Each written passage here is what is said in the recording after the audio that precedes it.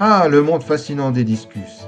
Ces poissons majestueux qui, dans les bonnes conditions, peuvent offrir un spectacle aussi hypnotisant qu'un ballet aquatique. Aujourd'hui, sur la chaîne de l'Amical Sud Discus, on plonge ensemble dans un univers délicat et exigeant, la reproduction des discus. Mais avant même d'évoquer les bacs, les cônes et les alevins, il y a un point absolument crucial, car oui, sans lui, tout le reste ne servirait à rien. Ce point, la santé des poissons. Un discus fatigué, stressé ou mal nourri n'a aucune chance de réussir une reproduction. Première règle d'or, choisir des poissons en pleine forme. Ils doivent être vifs, aux couleurs éclatantes, capables de se nourrir facilement et surtout sans aucun signe de maladie. Petite astuce, observez bien leur comportement avant de les introduire dans un bac de reproduction. Un poisson qui reste isolé ou qui respire trop vite, c'est rarement un bon signe. Et si vous aviez déjà tenté l'expérience de la reproduction, vous savez que ce n'est pas une mission facile. L'eau doit être parfaite, le choix du couple judicieux, et n'oubliez pas ces fameux parents qui, parfois, vont jusqu'à dévorer leurs petits. Et oui, c'est un vrai défi.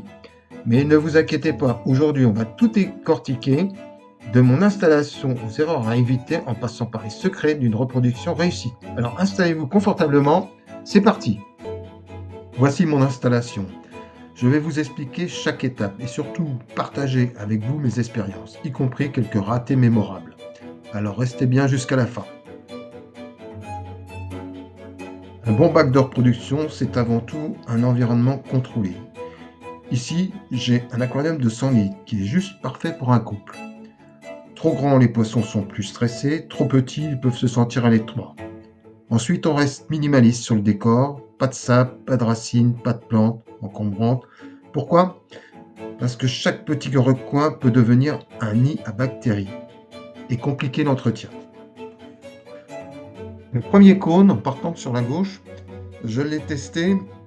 Bon, il est en résine, il est assez foncé au niveau de la couleur et on a du mal à voir que les œufs sont fécondés dessus. En plus, il est très léger et quand les poissons sont assez costauds, quand ils tapent dedans, ils le déplacent et ça leur déplaît. Le deuxième, c'est une plaque inclinée qui est sur ventouse. Bon, moi, j'ai pas eu de bons résultats avec.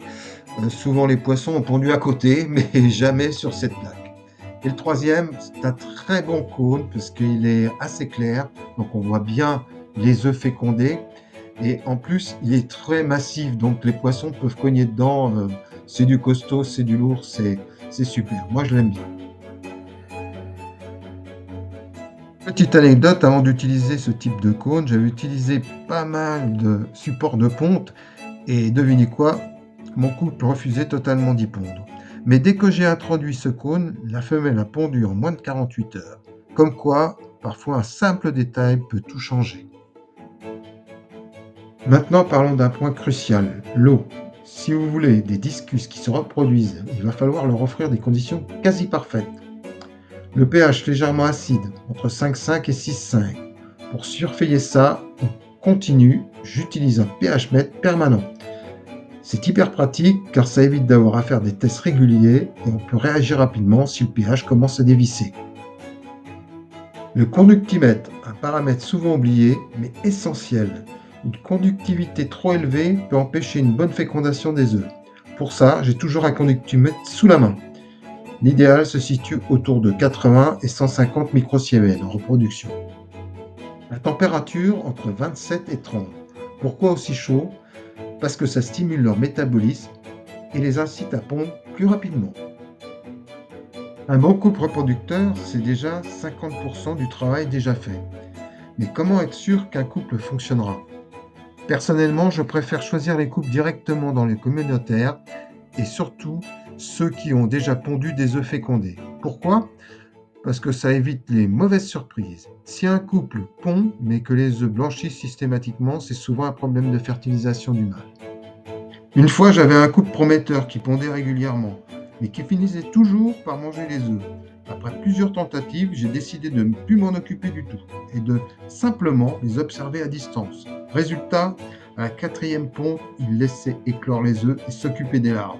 Comme quoi, parfois, il faut juste leur foutre la paix. Une fois que le couple est installé à l'aise, la ponte ne tarde généralement pas.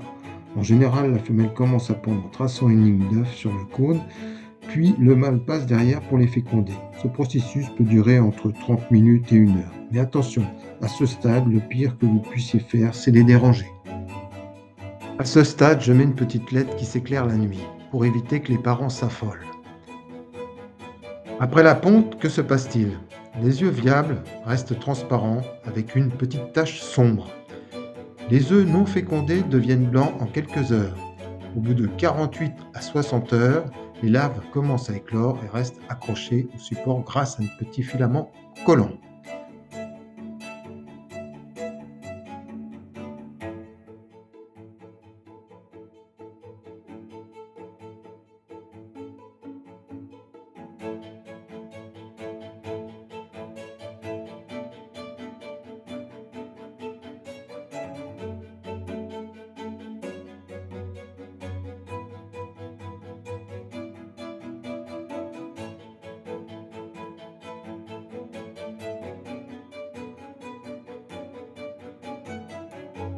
Voici quelques soucis courants et comment les gérer.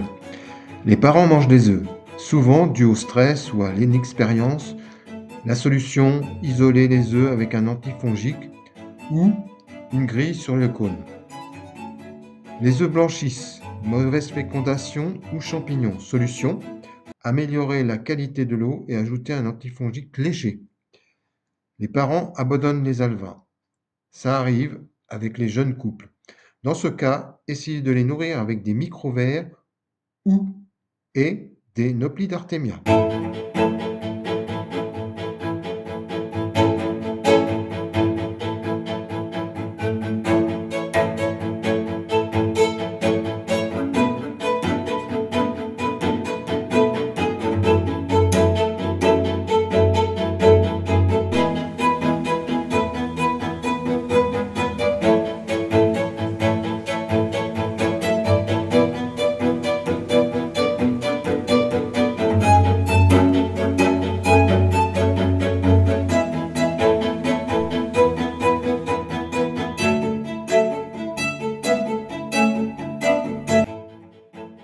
En tant qu'aquariophile, chaque étape de la reproduction des discus est une aventure.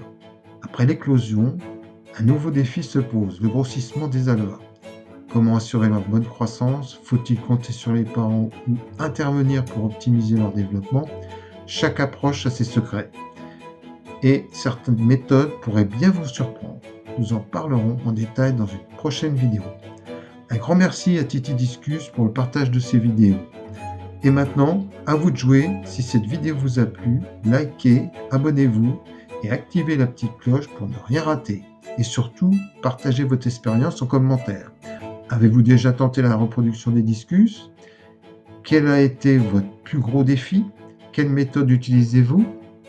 Merci et à bientôt.